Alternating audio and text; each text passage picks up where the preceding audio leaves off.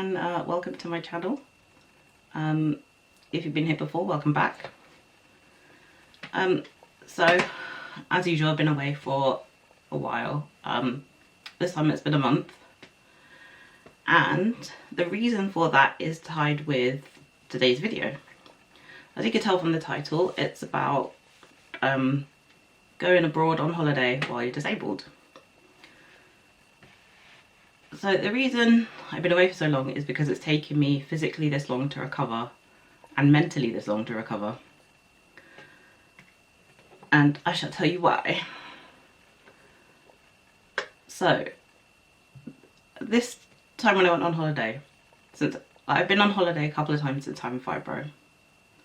The last one before the most recent one was just before the pandemic started in January 2020. And I went with Tom to Tenerife. And then this time I went a month ago. On the 8th of November I flew out to Tenerife with a girlfriend. Both times for a week. And it was a very different experience each time. So yeah, that's why I'm brown. Or browner than usual. Because I went on holiday.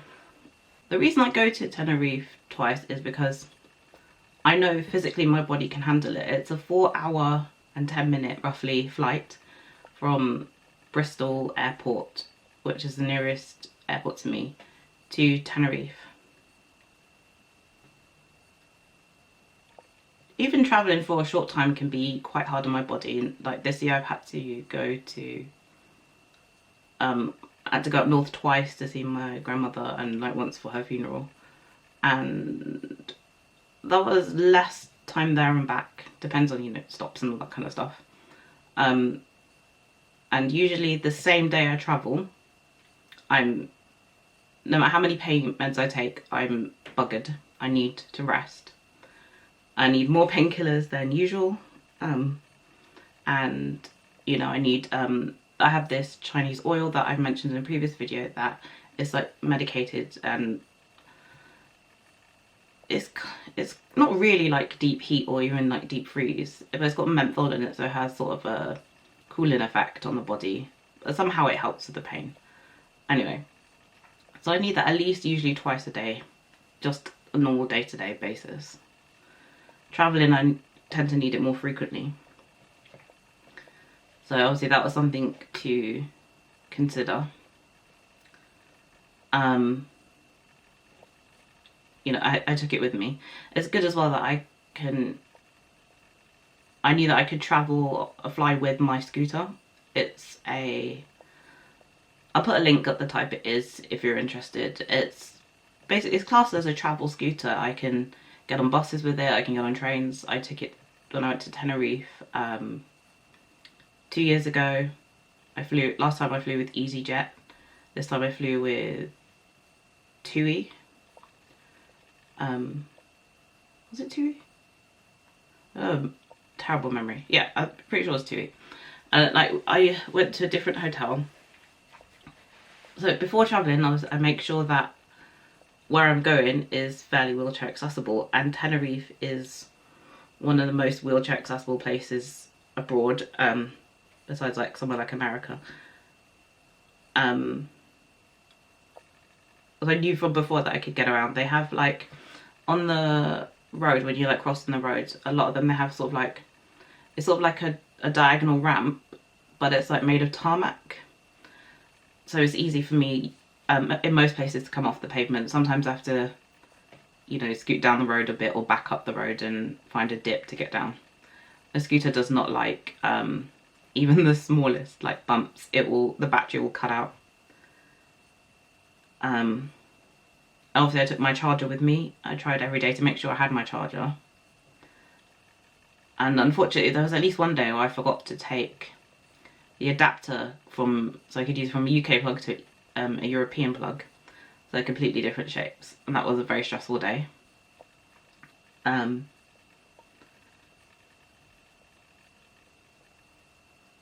So besides like all the scooter related stuff, like I got Tom to test the battery as well, make sure that it was fully charging when we charged it up at home. We have this device where you test the battery, so you have to unscrew it out it's like 2 batteries and it's inside this big case and it has like a little handle, and the batteries are so heavy. Yeah, Tom measured that for me before I went to make sure that the battery was okay. I made sure, obviously I had the key for the battery as well. I had my cushion, my red one, the one I sleep with. I took that with me as well to try and, you know, minimize pain as much as possible. I booked like the flight with TUI. There's a form that you fill in for, you know, if you're disabled and you need like special assistance. So I need to make sure that they provide there's like special assistance so that you have the option of using like your own wheelchair, or in my case mobility scooter, as far as you can get it to the plane, and then, you know, you get on the actual plane and they will put your wheelchair or scooter in the hold before takeoff, and then you get it at the other end too. It's different for each, like with EasyJet it's slightly different, with TUI it's a little bit different, but it's more or less the same idea. And they will tell, you know, the airport that, you know, this is your name, they require special assistance, and then you tell them what assistance you need. And I had a couple of people looking at me like, why do you need help? And because I can walk, and obviously I'm not paralysed, but I can't do like even the smallest distance. But yeah, it wasn't really a problem, especially if they don't see the scooter.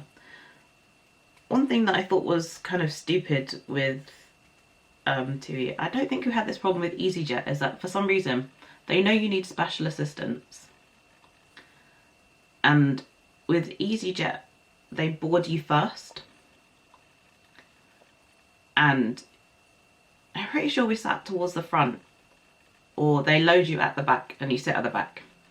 On the way there and back with TUI, annoyingly, I don't mind that I don't get on first, but either load me at, you know, like at the back so I don't have to walk, or load me at the, give us the seats at the front. So that was annoying. Like, planes are not very long, but like, trust me, just that walk from the front of the plane to the back is so hard on my back, like my hip area and my bum. So that was frustrating, but there's nothing I could do about it, and I thought that was kind of silly of them. And like, there was like quite a few of us getting special assistance, so, you know, everyone in special assistance has mobility problems of, you know, different degrees, depends on what's wrong with you, whether you're elderly or have a disability. And we were talking about like, why do they just make us walk all the way through the plane? It makes no sense. But there's nothing you can do about it, really. I mean, I guess maybe you could have tried to kick up a fuss, but like, what's the point? So yeah, so already as soon as I get on the plane, my journey doesn't start off the best, because my pain is already starting to rise, and then I got to sit for 4 hours, and I got to try not to be too fidgety so I don't annoy the people in my row, but I have to like move around enough to, like, you know, like rotate the shoulders, wiggle the hips a bit, try not to stiffen up too much. But, you know, there's only so much you can do, especially like I can't walk up and down the aisle and that to keep things moving because walking hurts. A bit of a catch-22 there.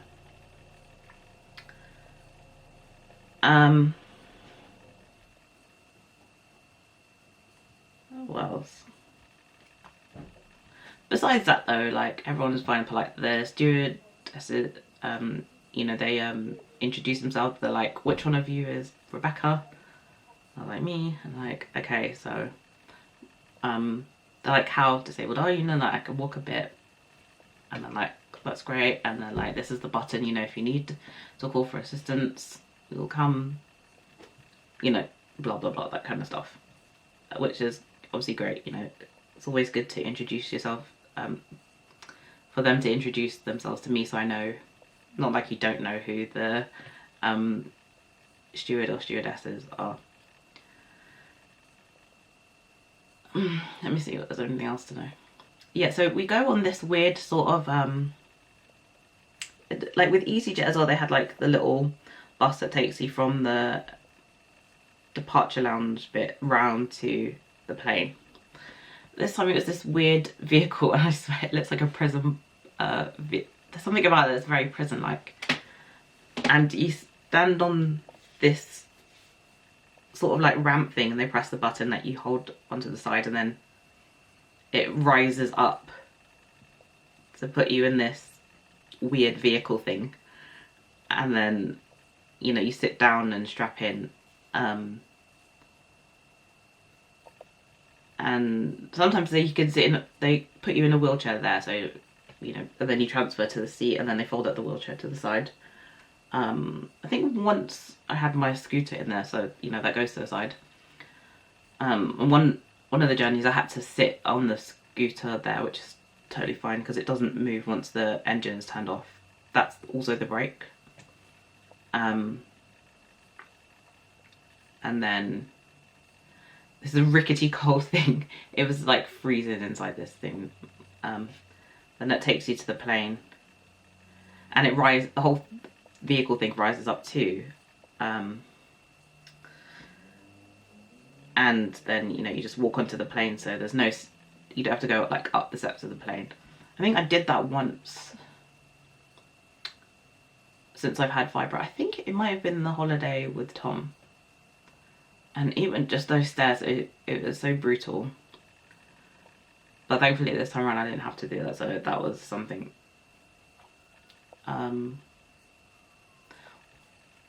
Things to know as well before you travel. So like me, I have medication that I have to take with me.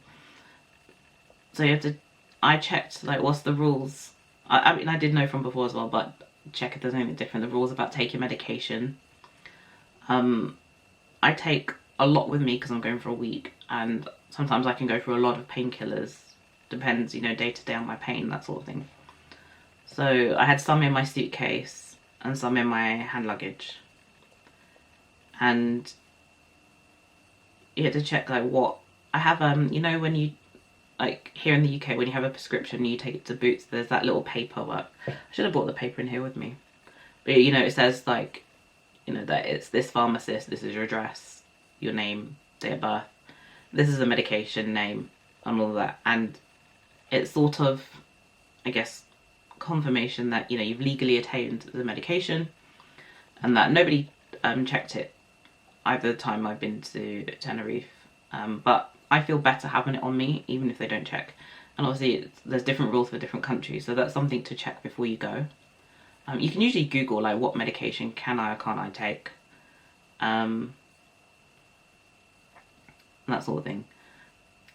Oh yeah, on the way to Tenerife as well, so I had to put my scooter to one side when you go through security, and then I had to walk, like they pat me down, and so they get me to walk through the machine for some reason, which is fine. It's a little uncomfortable to stand, but you know, security, you gotta do what you gotta do. And they use like some sort of wipe to wipe down the scooter, and then they claimed that my scooter tested positive for like some explosive residue, and instantly, and I'm just thinking like, this is bullshit. Of course it didn't. And I think they were just trying to scare me in case I wasn't really disabled, because it's not obvious. And they want to make sure, you know, like, oh, you know, make sure you're not a security risk, or that you're not faking a disability and smuggling drugs and all this stuff. They took my passport and took down all the details, and I was just thinking like, this doesn't make sense. And I was like, is there some way that something got there? Like, and she was asking like, where do I keep the scooter at home? I was like, in the garage. I was like, what's in the garage?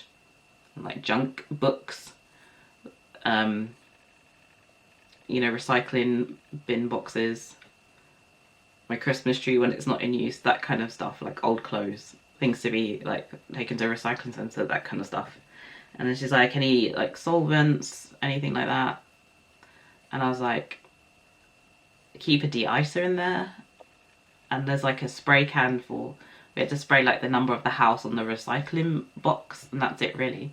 And then like she was acting like she was all skeptical, and I'm just like, part of me was like a little bit anxious because I have anxiety anyway, but part of me is like, this is just dumb crap.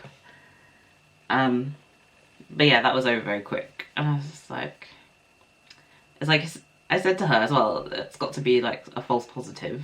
I'm not going to tell her like, you know, this is bullshit. There's no need for me to be rude to her. She's just doing her job, even if it is stupid. Yeah, so that, besides that, it wasn't a problem, and there was nothing said on the way back. I messaged Tom to tell him what happened, and he's like, he was even more like, this is a pile of crap. So I'm just looking at my computer to make sure I've covered what I want to say. Oh yeah, so I also, before I went, I checked for the right kind of insurance, because I can't just get any regular travel insurance. I have to get one that is suitable for somebody who is disabled. You have to put like all the conditions that could possibly affect it. So I had to mention my depression, the fibromyalgia. You know, they ask if your condition has put you in the hospital, that kind of stuff. You have to put like all the medication you're on, and like all sorts of stuff. I think it ends up being 20 quid for one holiday there and back.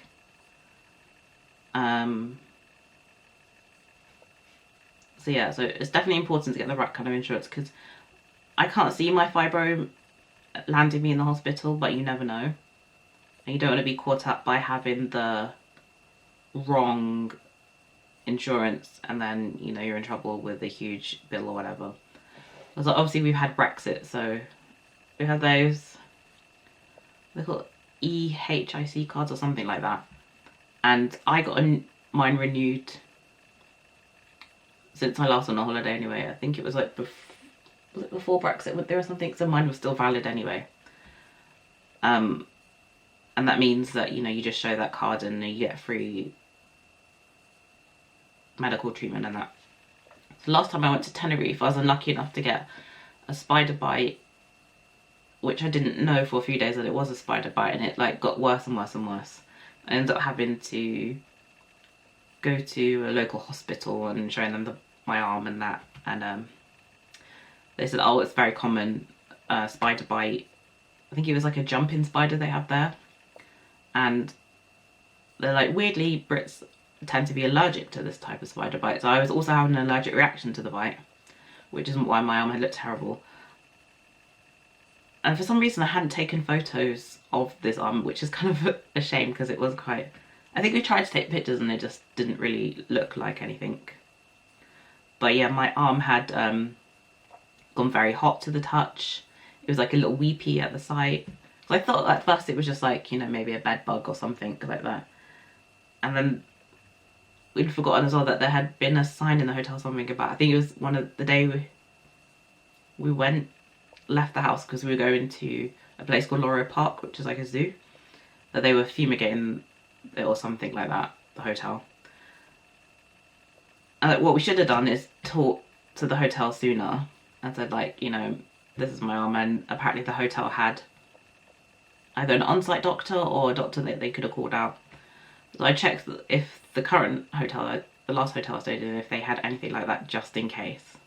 I think I did get bitten again, but it was nowhere near as bad, because I guess I've had an allergic reaction once. I guess maybe my body had, you know, the right antibodies to fight off an allergic reaction or whatever, so that was fine. I've got like the mark on my back from was. So the first time I went in January 2020, I had a spider bite.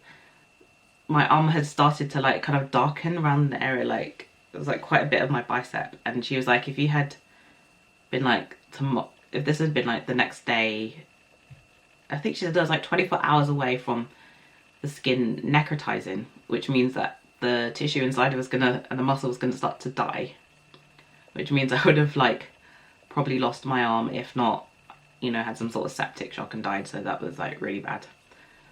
I only needed antibiotics, and then I needed medication because the antibiotics gave me diarrhea. So sorry about saying that, but yeah, it is what it is. So this time around as well, because I've had so much IBS over the last couple of years, I took like anti-diarrhea medication, stomach cramp medication in case my IBS flared up anyway. And when I thought I had a spider bite, I kept an eye on it just in case. I was like, if it starts to get hot or look suspicious, rather than just being a little itchy, then I was like, I'm gonna go straight to the reception and tell them what happened before. I think I have a bite now, blah blah blah. But it didn't come to that, thankfully. So yeah.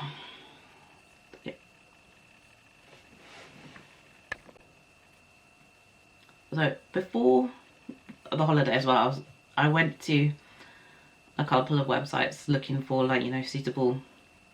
I was looking at holidays to go there, suitable for, you know, disabled places and that, and then it just ended up with the holiday ended up being very last minute because it was partly dependent on whether my friend could get the time off work, and then she's having some health problems to work around that too.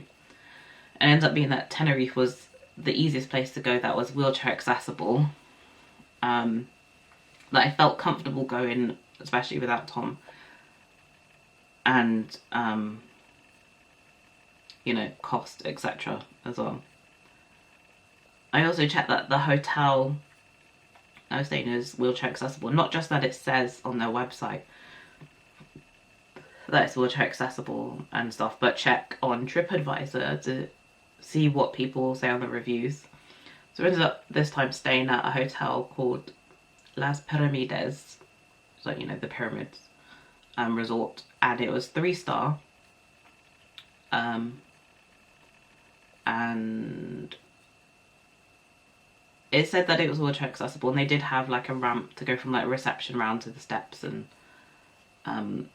there was some lifts in it which were very, very small, and it says like no mobility scooters in the lift, and I was like, well, I'm not walking, so I don't know what they think I'm going to do. I had to go in the lift to go down the stairs to get to the restaurant, which is a bit of a palaver twice a day, but yeah. Oh yeah, we did half board. So thankfully my scooter just fit, and like my scooter's pretty compact, and there were some people who had to be like, how did you get your scooter here? And I was like, it's pretty small. And they're like, oh, where did you get the scooter? Because the hotel had, you can hire a scooter from a third-party company which they work with, and I was like, oh, I brought mine from England with me. That's why I was able to fit in the lift. It was like very small. It was so small as well, only like my friend could fit in the lift. That's how tiny this thing was. As I think maybe when they first made the hotel, they weren't making it with disabled people in mind at all, which is the case a lot of times for a lot of buildings in general. They were made long before they thought about catering for wheelchair access. So yeah, the star rating of a hotel just means like what facilities they have. Unfortunately, this hotel did not have air conditioning, so we had to hire a fan, which they give you like, I think, a third of the money back. And yeah, it was annoying as well. They only changed the bedding. They didn't change the bedding at all while we were there. We just got new towels and they changed the bin. And it's like, there's no air conditioning. I get, you know, everyone's like obviously eco-conscious, you don't want to change the bedding all the time, but I thought they would at least change it maybe once in the whole week we were there.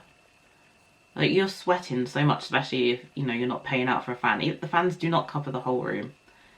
It was hard to not be like a sweaty mess at night. Thankfully there was like a thin sheet, rather than say like a full duvet. That was a bit manky. I guess maybe they expect you to complain in that.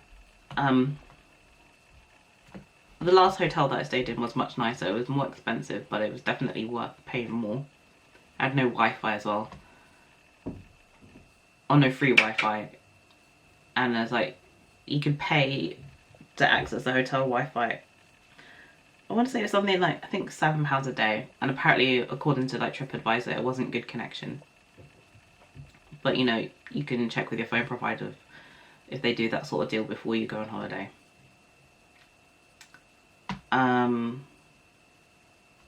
Yeah, that's kind of not really that relevant to disabilities.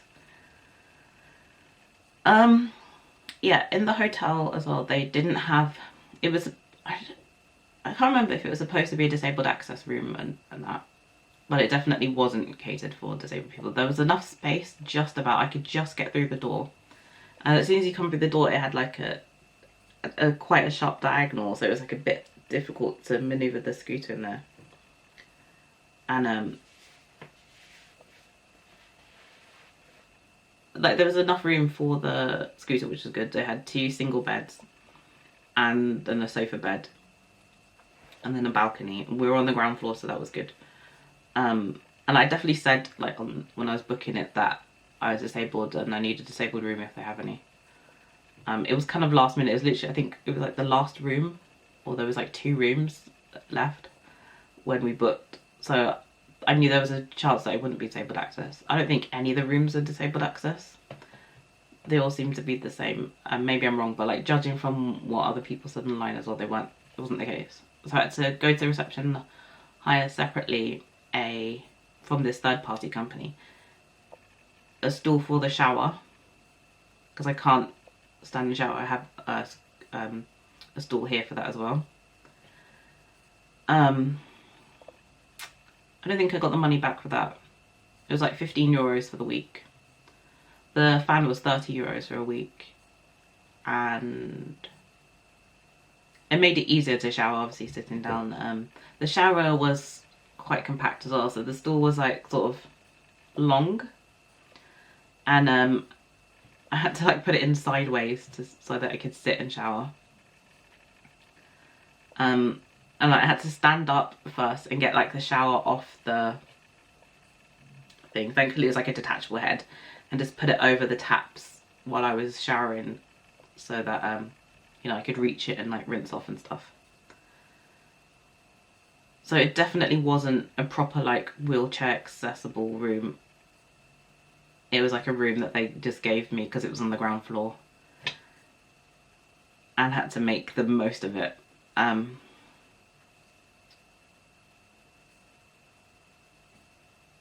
What else? There was a couple of pools where I didn't end up going in the pool because they weren't heated. They're like all outside. I think there was 4 in total. None of them were heated, and it's like, it was hot in November. Like there was one day, I think it was like 29 degrees or something. And like, I'm absolutely like just dripping in sweat. Stupidly, I didn't get a sweat-proof SPF. I don't know how sweat-proof SPFs are, but I was just like sweating mine off. That's why I ended up so dark, because like my friend wanted to sunbathe all the time, and so because we're staying together and that, I had no choice but to sunbathe kind of with her. And I had a sun hat. I made her buy a sun hat so that she didn't get sunstroke, because I was like 2 euros from the hotel. There's like a shop in the hotel, a proper convenience store, and they had you know, like a parasol outside of the sunbeds, so I put that up as well to keep my face out of the sun and chest as much as possible. But yeah, oh, it was so manky. Like the chairs they keep out all the time, and they do not clean the chairs, it looks like. If they do, they just clean the top of it. Like the legs and that was just like black with mold. The parasol was moldy, and it's just like, I don't even want this thing open over me, because I was just like, it's just so dirty, and just like the air is going to be dirty around it. Like all the spores are coming off it probably, and I'm breathing it in, and I felt very gross. But I was like, there's nothing I can do about it. It was like, oh, I could use it or not use it, and I chose to use it, and I thought like, fingers crossed I don't get sick from this.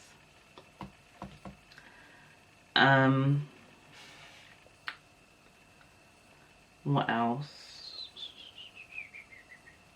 Yeah, it's like, you couldn't really get the scooter around the pool, unsurprisingly. Maybe if I had a wheelchair I would be able to do, but like, people in general are not, like, you know, they're lying down in their sun loungers. I doubt people would have bothered to move out the way for me, so I had to like leave it outside there's like the pool, and then there's like, you know, the area so you can sunbathe and use sun loungers, and then there's a little gate, so I had to leave it outside of the pool area a bit in the shade. There's one day I stupidly didn't, and it got very hot, unsurprisingly, and I had my red cushion with me the whole time, so I'm sweating into this velvet cushion, which is gross, and it's like, oh, and I need to deep clean it when I get home. Yeah, so I had to walk a little bit to the pool, which is kind of fine. What else do you need to know? Oh yeah, they don't charge, airlines do not charge for, or did not charge me at least, for my wheelchair. I don't know, scooter, I don't know if any can charge you for it, so that's something definitely to check with each airline. I think they're not supposed to, definitely not, like in the UK, they're not supposed to charge you for that, but don't quote me on that. There's this website, this company called the Association of British Travel Agents, ABTA, which has like a checklist for disabled and less mobile passengers to help, you know, prepare for your holiday, which is good. Some airlines won't take certain types of batteries as well, so for my scooter, I had to fill like all the specs in online, and I think they said as well to take the manual with you. They might not have, I can't remember, but I took it anyway just in case. And I made sure I had it in my hand luggage just in case, because I knew when they're going to ask me like the measurements, I'm not going to remember, and it's like, I knew they wouldn't probably not have it on them like at security. So yeah, I had to tell them what it was. Oh yeah, and going through the airport in Tenerife as well, it was better, definitely better with EasyJet. With TUI, they sort of like, they tell you like how to get to, like where to go to get to security and that. But from there, they're like, bye. So like when we got through security, like, I guess most people were walking this way, so I was like, let's go this way. And I was like, we went to try and locate our plane and that. And then I was like, oh, we'll just see if there's like another customer service desk after security to ask where to go. And they said that there's people with like wheelchair logo on their t-shirts, like go to them and say that, you know, this is the flight you're on, you need assistance. And I was still in my scooter at that point as well, so it's obvious that I would need assistance. And then they like then pointed me in the right direction to go and wait with everyone else. So it's like this little, like a pen almost, as if they were keeping like all disabled people in the like an animal pen to wait to be loaded onto the plane. Yeah, so some planes will not take certain types of batteries. So mine, I think it's like, mine was like, it's closed, and I think it's a lithium battery, like lithium ion or something. So there's a different type that they don't take, but thankfully mine was the type that they do take, and that. So that was something to double check with each airline because it might vary. They also asked me that when I had to renew my scooter permit just to take it on the bus here in England, which is a pain in the butt. If you require oxygen as well, there's different rules around that. Some airlines won't take certain types of oxygen cylinders too. They might have special instructions how to pack certain things like your oxygen as well, so that's something you have to check with you know, each airline. According to this website I'm looking at now, it says that you can travel with up to 2 items of mobility equipment free of charge if you're disabled, and it won't count towards your baggage allowance. So yeah, I had my suitcase and my handbag. I think I had a carrier bag as well with like snacks and stuff, and my my mobility scooter manual, and then obviously my scooter, which was going in the hold. Yeah, and I was like, they like give you the option so you can book on the plane, like, you know, which seat to have, and I was like, I'm not gonna pay, I think it was like £35 each way to book your seat, but because I was doing the special assistance, they put you in specific seats anyway, so that bit was done for free of charge. And I think it was both for, no, for the Tenerife one I went to with Tom, we forgot actually to book transfer. So this time I made sure not to, that wouldn't be a problem. So last time we just got a taxi and it was fine. It wasn't that expensive. Taxis are definitely cheaper in Tenerife compared to England, unsurprisingly. And they don't charge you extra for having like a scooter. I've had some taxis in England will charge you more. But like if you're getting a special adapted one as well, like say Uber X is one of the taxis here that you can get. That one is more expensive because it's kind of like a people carrier size, which is cheeky, but that's private companies for you. Yeah, and they upgraded my, yeah, I was asking if on the coach, because here in England, like say there's like one of the main coach providers is National Express. I can easily fold down my scooter and put it in the hold. And like for this was TUI's own buses they provide, they were like, you can't take a mobility scooter on there. If it was like a manual wheelchair, they would have folded it down and done it. So when I had contacted them to say, TUI to say that, you know, I have a mobility scooter, blah, blah, blah, they upgraded my transfer to the specially adapted one, which was basically, again, like a mini bus size people carrier thing, for free. So I was lucky. I was fully expecting to pay, and I would have paid for my friends as well, because I think it was going to be like 70 each or something there and back. And I was like, well, I'm the disabled one, so it makes sense for me to pay. But thankfully, TUI upgraded that for free. But obviously not all airlines will do that, so that's definitely something to check in advance. I'll link below like some useful websites. There's information as well, like this ABTA website tells you like if things go wrong, you know, if you fall sick or you're a victim of a crime, there's like, you know, you go to the nearest, because I'm British, obviously, British Embassy, High Commission or Consulate. There's like a directory of overseas offices. You know, you can talk to, if you have one, a holiday rep or a hotel. A lot of this information, local police should know the information as well. Sometimes there are countries that don't have diplomatic offices and that. And there's like all this stuff for that. All this information on this site that tells you what to do in that kind of situation. There's information like if you're traveling with pets, so if you have like a, you know, if you're blind and you have a guide dog, for example, they'll tell you what to do with that. And I guess if you're just traveling abroad with your regular pet that's not like a therapy dog and that, they'll tell you what to do.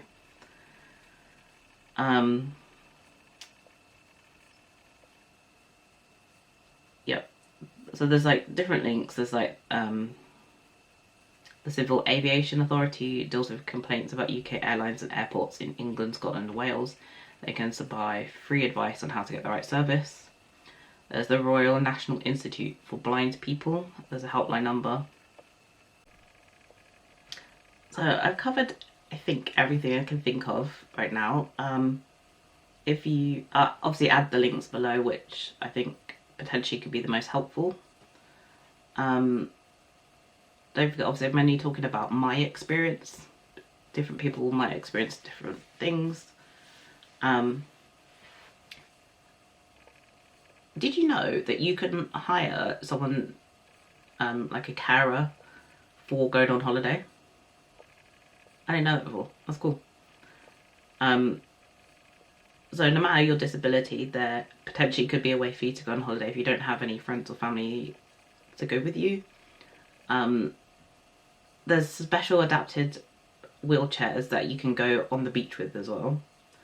In Tenerife, there's at least one beach where it's got like, you know, the wooden walkway thing. You can go right down onto the beach with that, which is great. I did go on some excursions. I checked in advance if, you know, they're wheelchair accessible.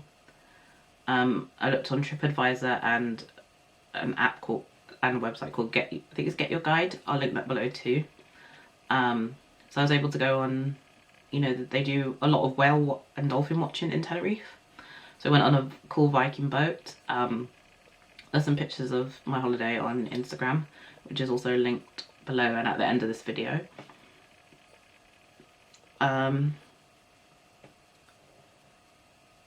There's some places that you can even go, like there's a volcano called Mount Teide, I think it's pronounced. You can go up in the day. They do like long excursions and like talks and stuff. What I really wanted to do is the stargazing. I thought that would have been fun. And but yeah, there was no excursions for the stargazing up the volcano at night. I guess maybe because they're worried, you know, in the dark you don't want to accidentally roll your scooter off the side of the mountain or something. So I guess the only way to do that is if you can get yourself up there privately. Maybe with a taxi. I don't know if a taxi would take you up the volcano. Or like, you know, if you can drive yourself or someone you're with can drive. Obviously you can hire cars out there. There's all sorts of info for, like if you have a blue badge in the UK, there's, you know, different rules for being disabled, driving abroad and all that kind of thing. I think that's linked below as well. If not, I'll definitely look that up and add it. Doesn't apply to me because I can't drive, because the medication I'm on doesn't allow me to drive. I'm too out of it.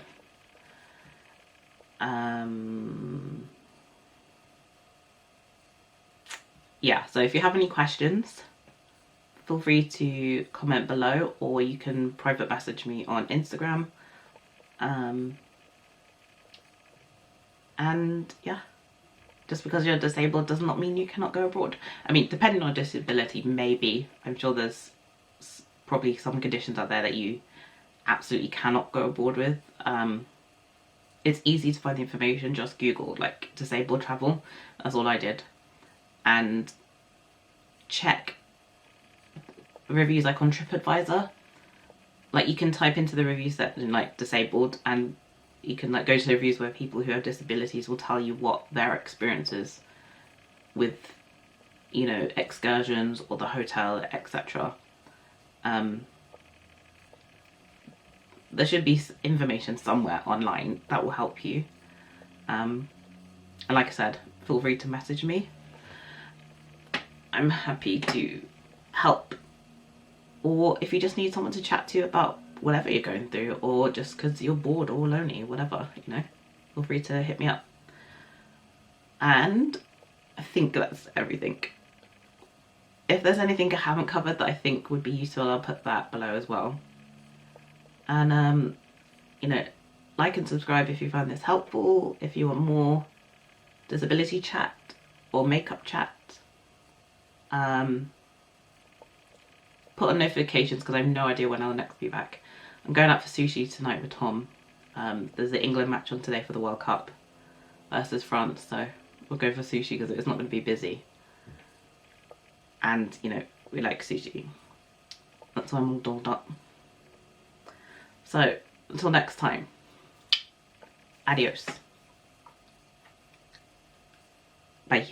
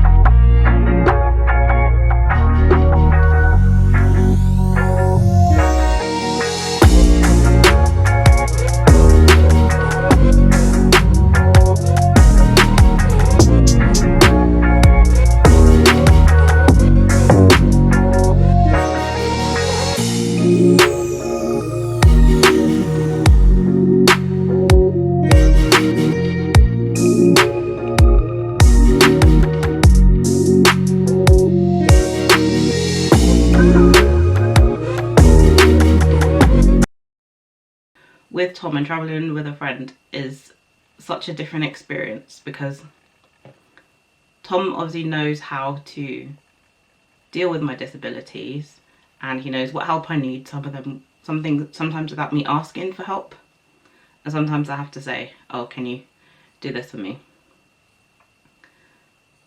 My friend that I work with knows about my disability quite well,